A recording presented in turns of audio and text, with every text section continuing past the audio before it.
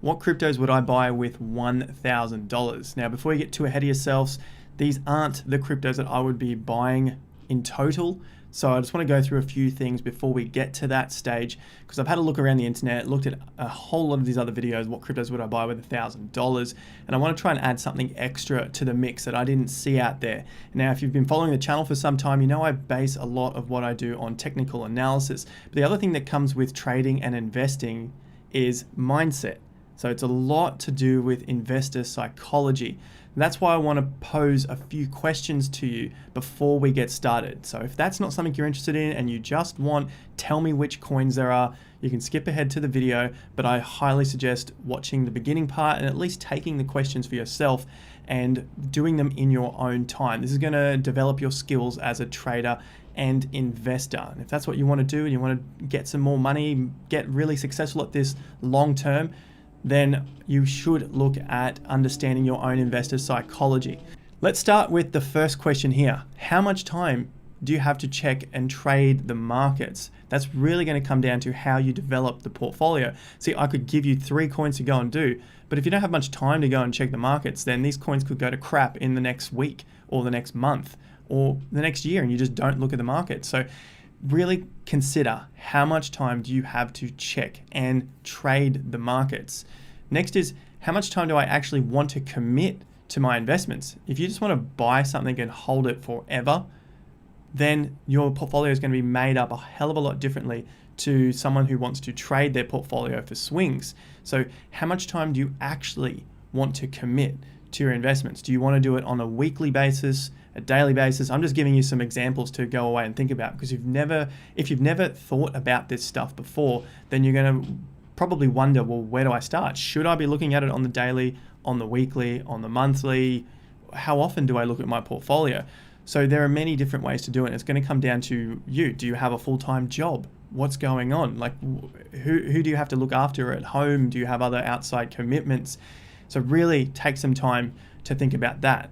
How much experience do you have with swing trading markets? That's going to also play into how much time can you commit. If you've got no experience swing trading, then you're going to have to commit some time to understanding how to trade. You're going to have to understand fundamentals, technicals, market sentiment. So look at your experience to this point, and then that is going to determine which cryptos we look at in a moment to decide which ones you want to put into your own portfolio. That's why I do a lot of this when it comes to asking ourselves questions, so that I'm hopefully teaching you how to fish as opposed to giving you fish. Now, if you're looking for a channel to give you fish, you've come to the wrong place. But if you want to know how to fish, you're definitely at the right place. There's a subscribe button. So how much experience do you have with swing trading markets? We're going to go through a couple of different ideas when it comes to our setting up our portfolio for $1,000. Have I been successful? Am I confident in my success? Now, this isn't how confident you are in typing a comment down below to the video and just mooning a coin. This is how confident in your own success, the stuff that people don't see. People aren't going to see your portfolios. Even if you say, I bought Cardano at 5 cents and you sold it at $1.50. Like, no one really sees that. They might see a comment and that's about it. This is about being honest with yourself. It doesn't matter. No one needs to give a shit about what it is that you have accomplished. It just matters what you can do and how you're going to move forward with that. I might quickly add in as well, this is a $1,000 portfolio. It can be a $10,000 portfolio, but there's going to be slight differences between how much money we have and then how many coins we have as well. So we can do this. If you're clicking onto it, you got $5,000, $2,000, $500, $10,000. We will talk about that when we get to the point of how many cryptos should I have and which ones. All right, so have I been successful? Go back and look at all of your trades or all of your investments. Are they really successful? Just also look at the ones that you have sold out, not the ones that you're holding and are down 60% or 90%. Look at the stuff that you've actually taken some gains on and be honest with yourself. So really consider those questions. What type of investor are you? Risk on, risk off. Everyone on the internet thinks that they're risk on. It's just, yep, throw down 2 grand, 10 grand. I put 20 grand on some crap, some shit coin like Doge, and now it's down 50%. So there's a huge difference to what you see in the comment sections, to what people talk about online, to what results you're actually getting. So that's another piece of the investor puzzle to understand the portfolio. Now we're picking your strategy.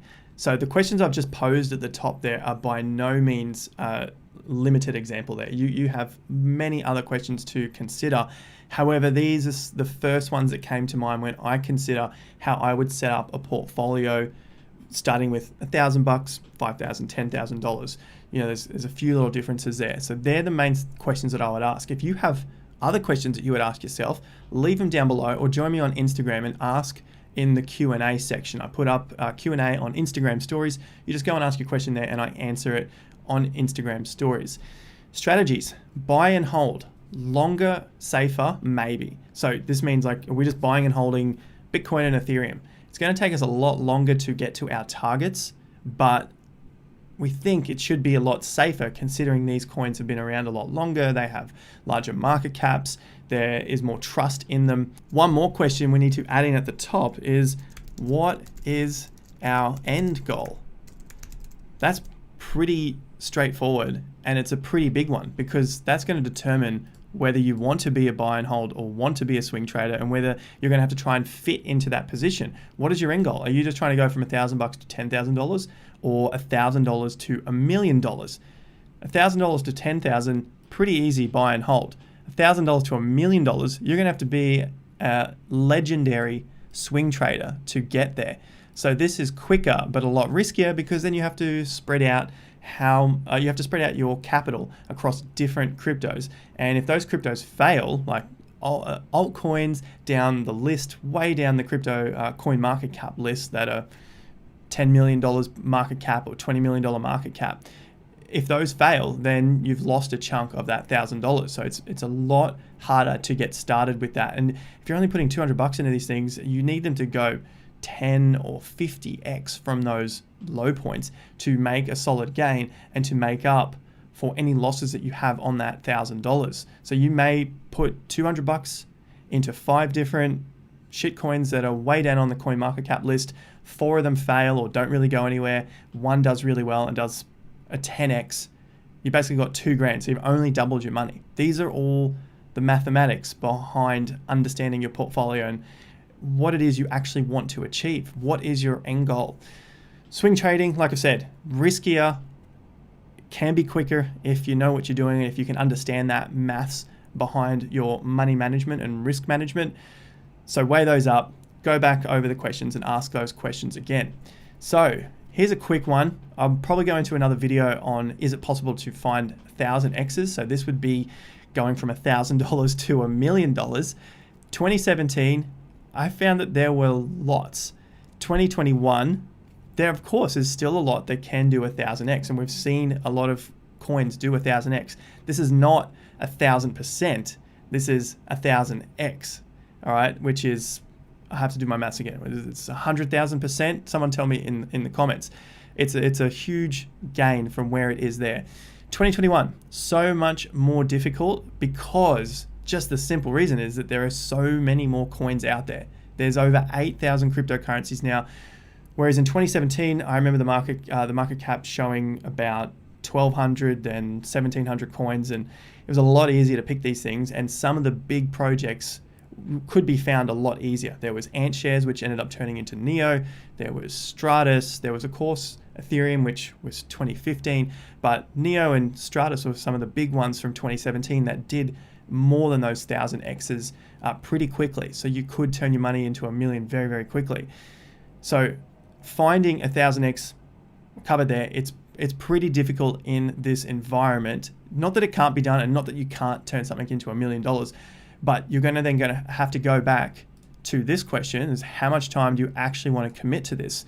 You have to commit a lot of time to finding these projects and then studying the market, learning to trade, then flipping these coins. So it definitely can be done.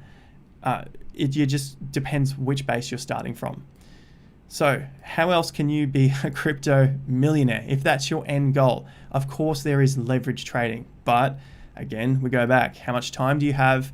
How much experience do you have? How successful have you already been? What type of investor are you? Do you want to be this investor that can be a crypto millionaire? I assume many of you will probably say yes.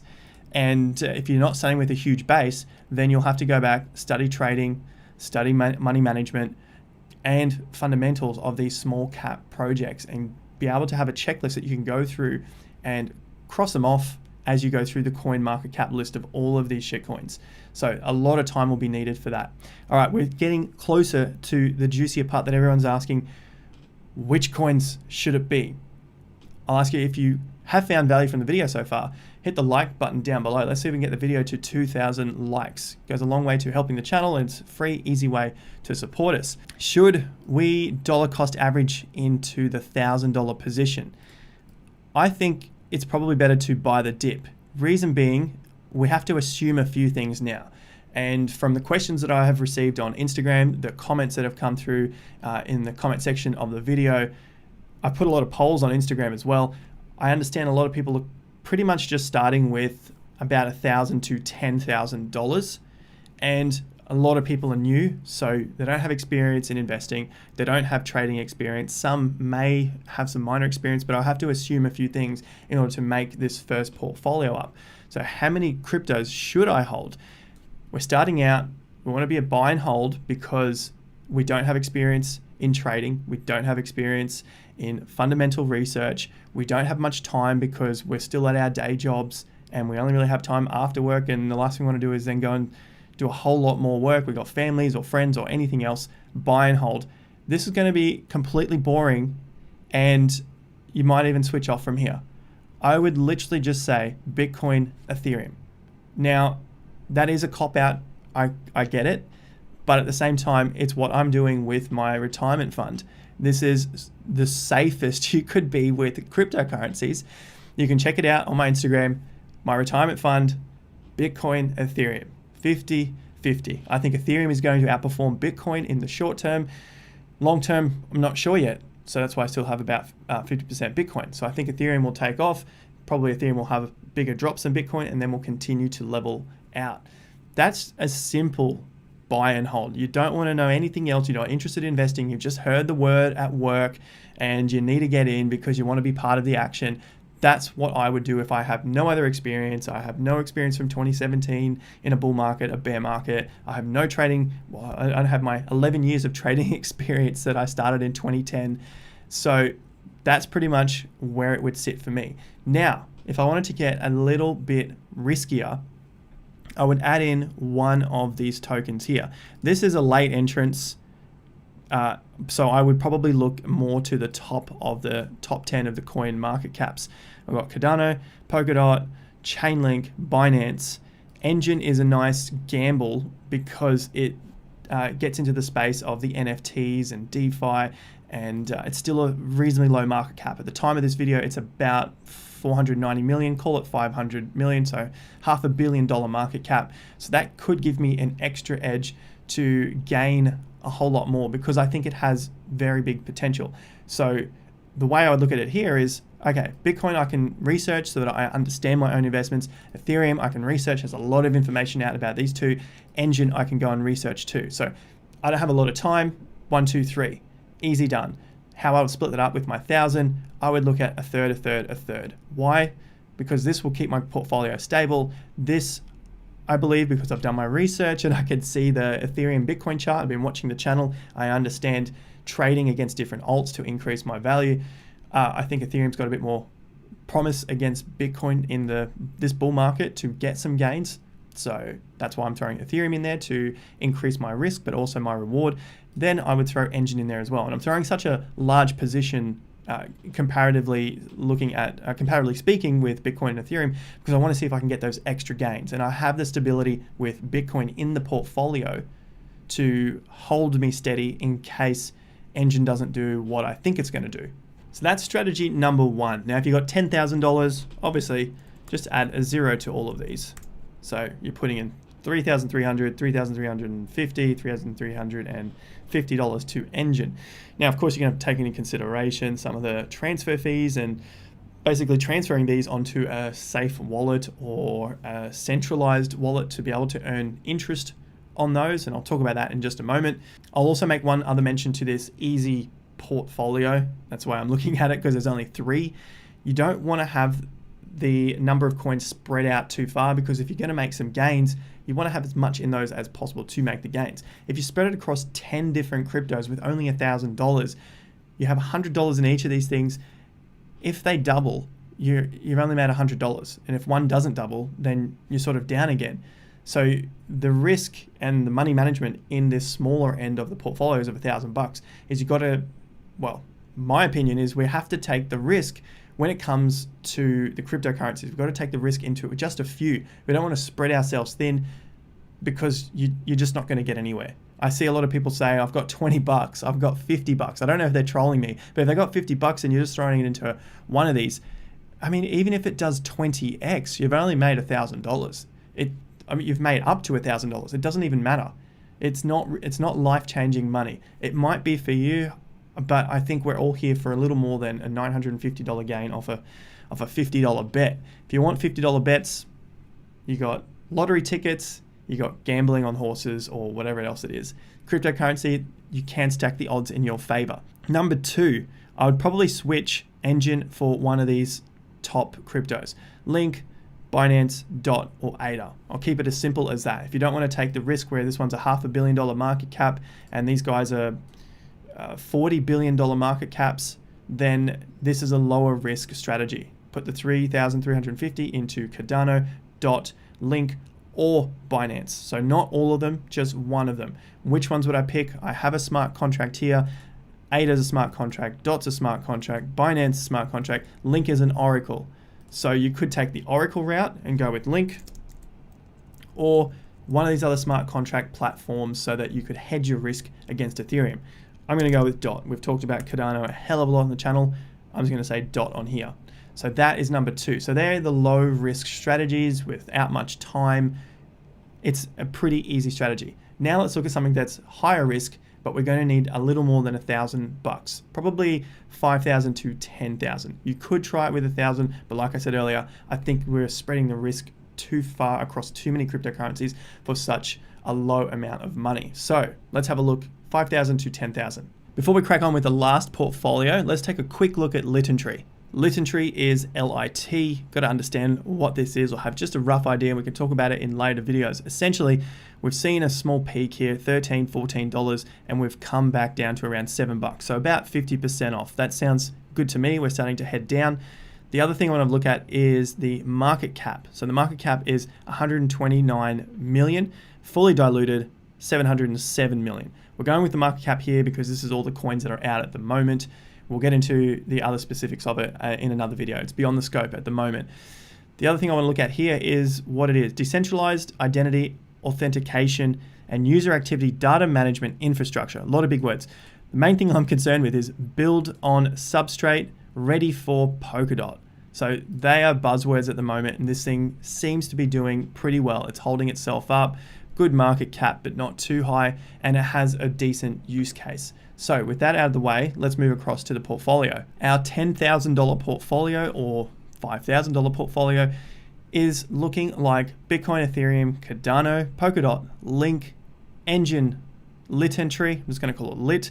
And then I have $1,000 left, and I want to choose between Binance, Uni, or CRO. Now, CRO is probably the riskiest out of these 3 in my opinion. However, I think they have a big chance to move up quickly and also gain a lot more market share. They do a lot of things that Binance is doing, but obviously Binance is the major leader here, and they look like they're getting into the decentralized exchanges space as well. So that's Uni. So I'm going to put my $1,000 with CRO, but I'm assuming I have a little more time to understand the markets. Just a little more time here. I've got $10,000. I'm not going to be lazy and not do anything with my investments.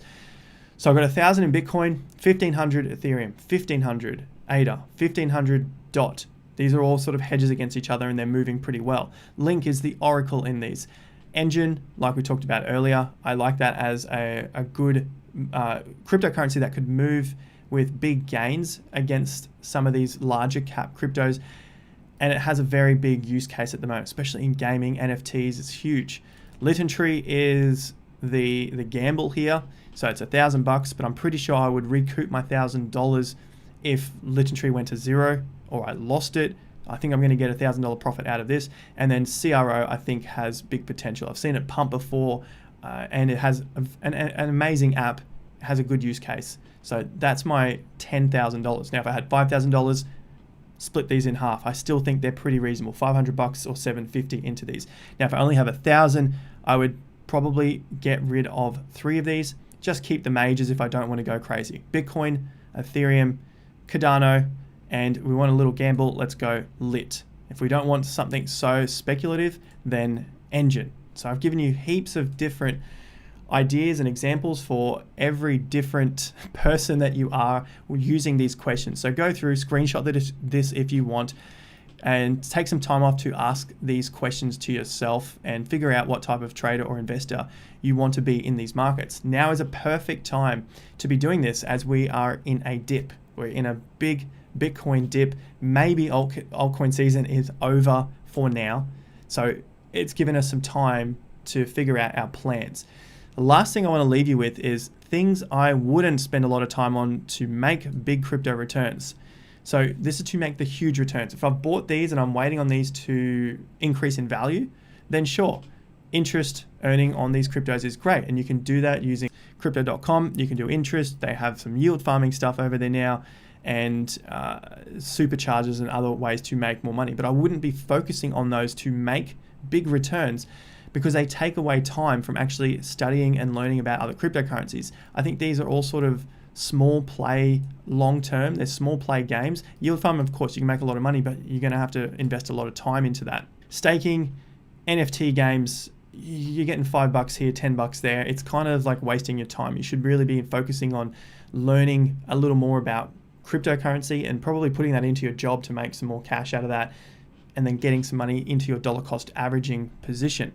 Like I said, I like buying the dip.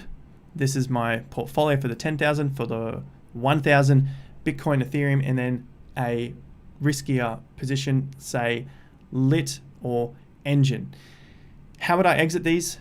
I have to learn about swing trading. Otherwise, if I have no idea, I would probably look at our X returns.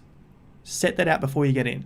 5x returns, 10x returns. What is your goal here? What is your end goal? Then use that, write it down, keep a trading journal throughout, and then take your profits. Doesn't matter if the market goes up 10x more, 2x more, whatever it is. You've made a return on your investment, which allows you to then reinvest that again. So that is a way to survive, and I talk about that a lot more in my exit strategy video, which you can probably find after this video in one of the recommended videos. So check that out, and that's how I would take my profits to then swing them back into the market to turn that $1,000 into 10, that 10 into 100, and of course the 100 into $1 million. So that is quite a detailed what I would do with $1,000. I know I've gone on a little bit there. I hope you found a lot of value from the questioning and how to question yourself rather than just here's 3, go and buy them. Like, that's not my way.